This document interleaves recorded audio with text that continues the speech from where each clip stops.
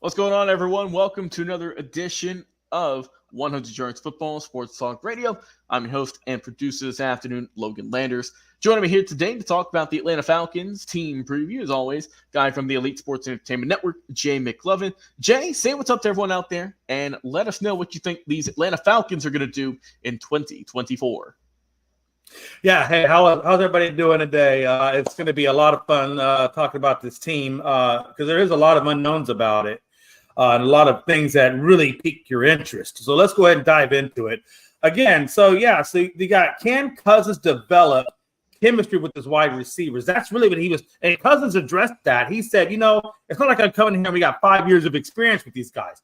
He's coming in here, and get this new group of receivers to work with, and he's going to have to develop that chemistry with all these guys. And the thing about Cousins is, he has good smarts. If he has the right coaching, you can put this guy. He can do those things. He can give you the offensive production, right? The thing about the Atlanta Falcons that really gets me is they brought in 3 new wide receivers off the free agency. Now, Logan, up until this point, before they brought these guys in, all of their receivers were 6'2" or better. Mm-hmm. And the 3 that they brought in are under 6 feet. So now they've got a very crowded, wide receiver group. I think you got Mooney in there and a couple other guys. I can't remember their 2 names, but I know Mooney was one of them, and Darnell Mooney, and I think a couple other guys. He's going to have to get these guys, all of them, involved. And it's going to be interesting to see, how that's going to work and all the chemistry. For example, Kyle Pitts. Let's just take him for example.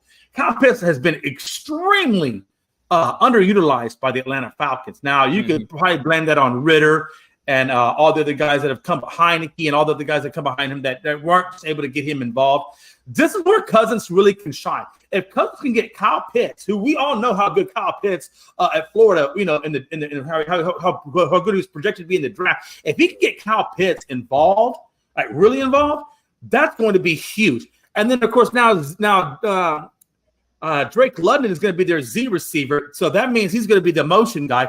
He's going to have to really, really get him involved, like he did Justin Jefferson, and I think that could be really huge for Drake London. But the biggest thing for me, Logan, is Bijan Robinson. Now, last season, Bijan he had moments of brilliance. He had moments of not so great. But Logan, the biggest thing was he had an ankle injury last season. Well, now he says that he is fully recovered from this ankle injury. They have a great run blocking front seven. They have Algiers, who's a great change of pace back. If they can get that run game to match that receiving game, this team could be really, really dangerous. Mm-hmm. Now, the one thing I want to point out is if you look at their schedule, Logan, though, they have a very, very front-loaded heavy schedule. Yes. 4 out of the 5 teams are playoff teams last year.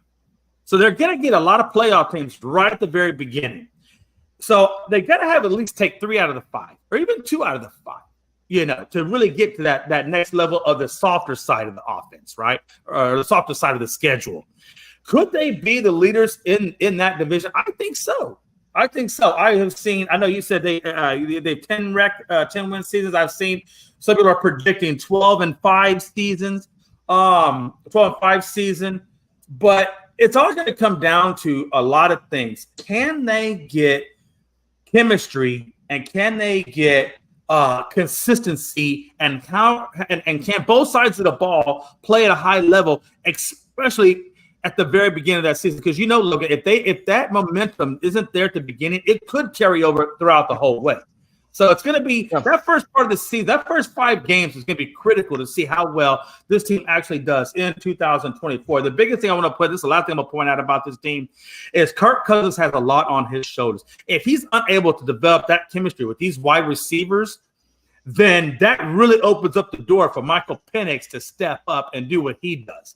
So there's going to be a lot really riding on that first, month or 2 of the season for not only Kirk Cousins, but the Atlanta Falcons as a whole. And again, they have a new head coach. They have a new coordinator. A lot of moving things and a lot of different things. But, man, how crazy is this going to be for Atlanta? Yeah, and the thing coming into last season is a lot of people were excited about the Falcons because it was a really young team. It was a young team. They said, all right, maybe we can get things going here. They just drafted Robinson, their first-round pick, so there's a lot of hype. And then the one thing you heard for quite a while here in Atlanta, man, we just need a quarterback. We just need to find a quarterback. We just need a good QB under center.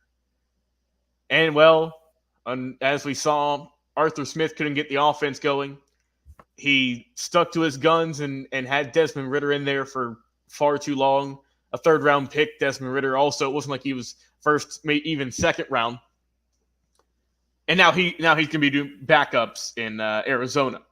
And Arthur Smith, as we know, also left the Falcons. So a lot of new things coming into town this year. Obviously, brand new coaching staff. See how they can mesh with team with Raheem Morris, who was the coach for the Falcons for a little bit back in 2021, I believe. So he already has some experience as a head coach in Atlanta.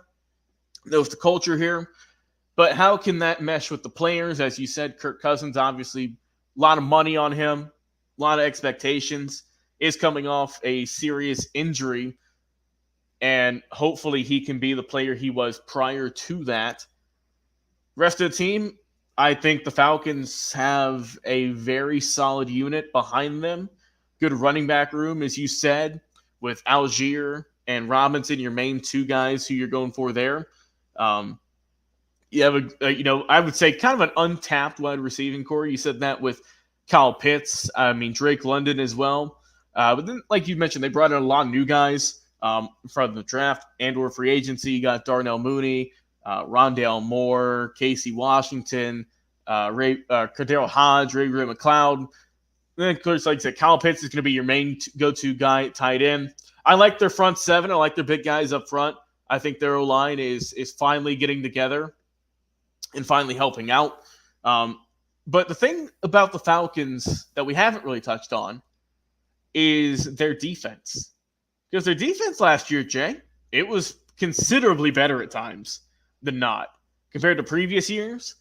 And I think that's ultimately with the addition of Jesse Bates is your free safety out there who did great work for Atlanta last year. AJ Terrell, who's one of the best corners in the league, best up-and-coming corners at least.